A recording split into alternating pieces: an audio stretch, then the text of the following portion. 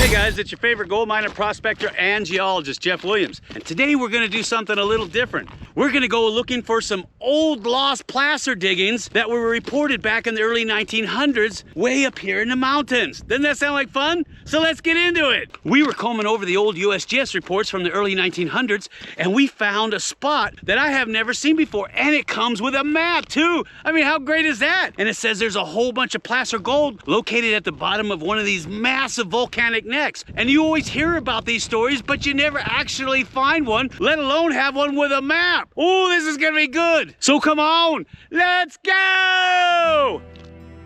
The claims consist partly of a series of rather steep hills with a northerly and southerly trend from which it slopes to the east into a section of low, well-rounded hills. The geology of this region consists of an ancient basement rock of schistose rocks overlaid and cut by a variety of igneous rocks of tertiary age. The predominant rock in this district is purplish grey or greenish porphyritic type of andesite, cut through by light-coloured dikes of rhyolite as well as darker intrusions of andesites. The vein on this claim is in the form of a great wide dike running with the higher ridge northwesterly and southeasterly.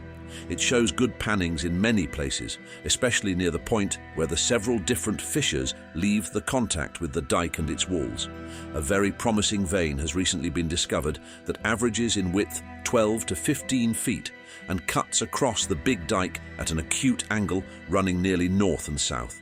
The vein filling material is a very dense, waxy-looking yellowish-reddish quartz and feldspar. This quartz is almost always gold-bearing, especially so in chutes where it is brecciated by later movement.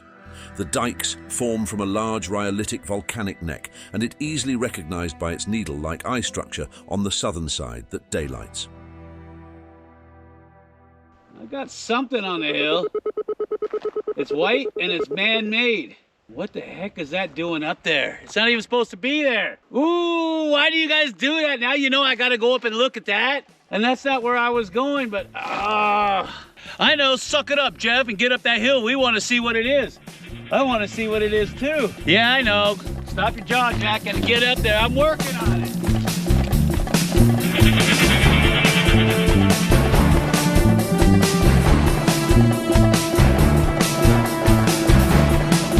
Steve Austin, astronaut, a man barely alive. We can rebuild it. We have the technology. We have the capability to make the world's first bionic man.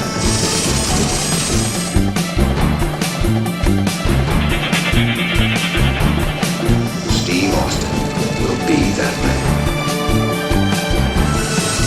Better than he was before. Better. Stronger, faster.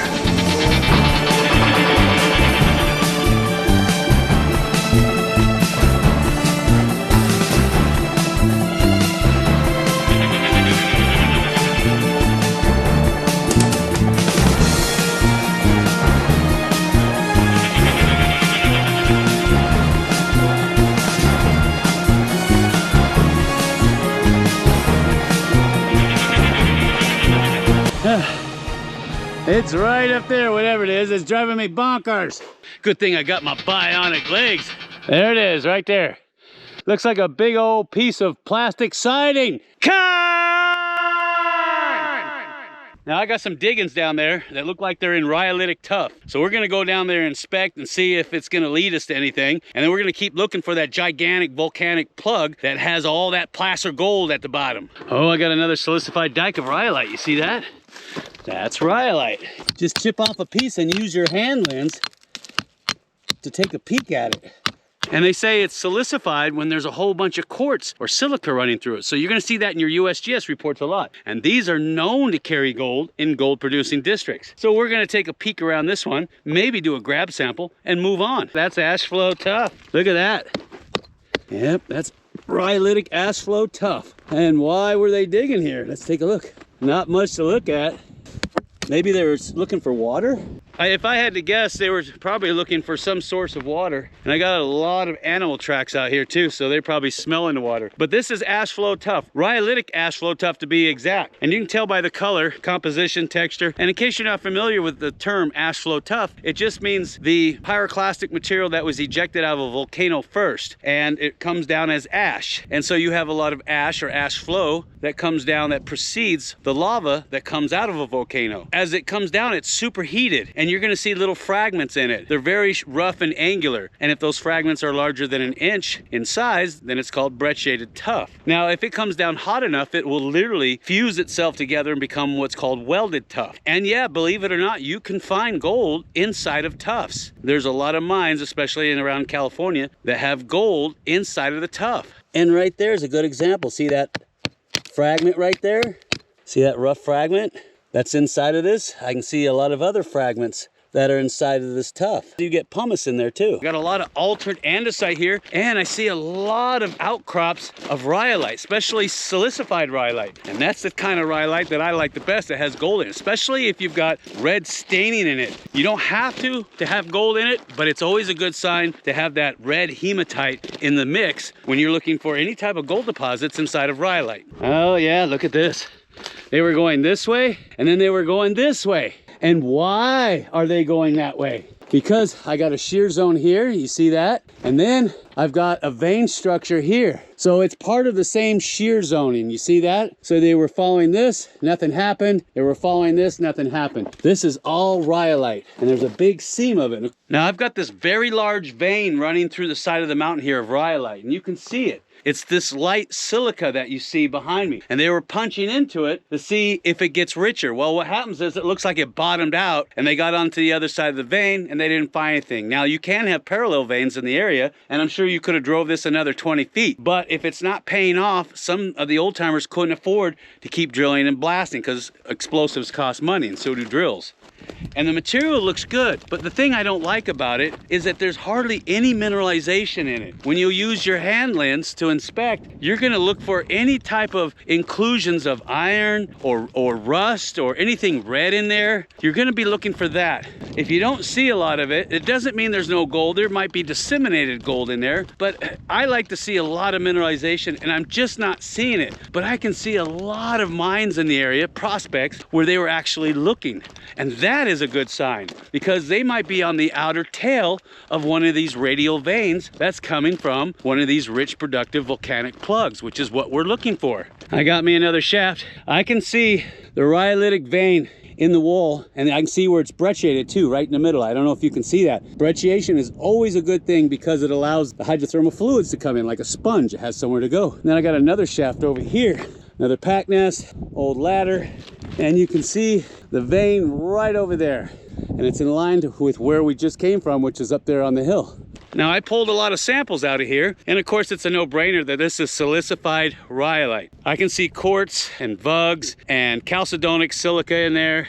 I see little inclusions of iron in there and a little bit of staining. That's a good sign, but it's just not enough to keep my interest. And you can see the little orange specks on there too. There's a pattern and a rhyme and a reason to why the old timers did what they did. All you have to do is figure out their clues, and you can understand why they were digging there, and maybe you can pick up where they left off. And that's what we're doing, is we're following clues today, because the old USGS report said there was tons of mines in the area that were following these silicified dikes that were radiating off of one of these volcanic plugs. All we have to do is start drawing straight lines from all these workings to all the many different volcanic necks and plugs in the area, and it'll be like an arrow pointing right to where we need to go. Isn't that cool? This is at the very bottom of those workings, and this is a crosscut. It's designed to get in up underneath the vein at a right angle. That's why they call them crosscuts. And the idea is to crosscut into the vein and use this as a haulage at it. Isn't that cool? And if I had to put money on it, I'll bet that there's a winze in the floor that they were chasing that mineralization down, because remember what I told you, a lot of times the minerals can leach out of these things over millions of years, and the richer stuff is down below. And the old timers knew that. So if they saw anything good on the surface, they would get up underneath it as fast as possible to see if it got richer. The deeper they went. Now, if you do plan on exploring these mines and you're looking for gold, go ahead and pull samples minerals at the very bottom of some of these shafts and winzes and work your way up. I'm not saying all the mineralization is going to be at the bottom. No, actually on these epithermals, they actually peter out after about 400 or 500 feet. What I am saying is follow what they were digging and see if there's anything that they left off that might be profitable for you, especially when gold's at $3,000 an ounce. You see where I'm going? Oh, now this is cool. This is the miner's cabin. Unfortunately, some people have destroyed it. But yeah, this is where the miners were staying. It's a little tiny house. It's not much of anything to speak of, but there's the door right there. Ooh, I don't know if I want to put my hand in there just yet. I see something. Gotcha. You find cans in here, they might have coins or gold in it. The reason why this shaft is here is because of this silicified rhyolitic dike right here. Look at that. Oh yeah, here's the pipes. Big old honker monkers. Look at that. There's another one too. I don't know what that is. There's a pipe there, and there's a pipe there, and there's the other pipe, and there's another pipe there, and there's the dam. Do you see that? Nice. Decorative stonework, I like that. Now that's a cool dam. Oh, and there's a waterfall too. You imagine the labor it took to put this thing in? Oh, and you don't do that unless you're finding gobs and gobs of gold. Now you can see where it's all been backfilled over the last 100 years? This is a huge basin at one time to catch all the water coming down out of there. You know me, I want to go take a look at that waterfall. Now that's a cool waterfall. Look at that. And you even got some mineralization coming out of it. Ooh, I'd love to sample here, but this is all flow sand. I'm not gonna dig in that. But I wanna find out why they built this here. Because if this is here, oh, that means they were getting gobs and gobs of gold close by. Now all we gotta do is find the eye of the needle in one of these massive volcanic necks. And there it is! Yahoo! There she blow!